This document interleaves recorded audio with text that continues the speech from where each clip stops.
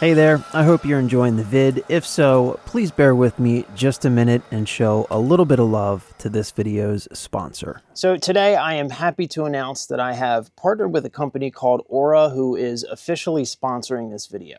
True story, just a few months ago, I received a phone call from my bank and they wanted to ask me about some suspicious transactions that were taking place in real time in my name in a location that I have never been to in my life. The whole ordeal was just time consuming, stressful, and completely unnecessary. And this is where Aura comes in. Aura is an advanced online data protection service, and they do it all. They, of course, offer identity protection where they monitor all of your personal information, your social security number, even the title to your home. All 3 major credit bureaus are monitored, all of your financial transactions, and you can even freeze and unfreeze your credit instantly with the push of a button instead of spending hours on the phone like me. This is just a small example of the protection that you get with Aura, and the best part is it's all available at the push of a button in a simple, easy-to-use app on your smartphone. Actually having experienced identity theft firsthand, I for one am no longer leaving my family vulnerable to criminals, data breaches, and online data brokers. So if you want to protect yourself and help out the channel at the same time, you can go to aura.com/Hirsch and try 2 weeks for free. Anyway, thank you so much to Aura for sponsoring the video, and that link will be in the description below.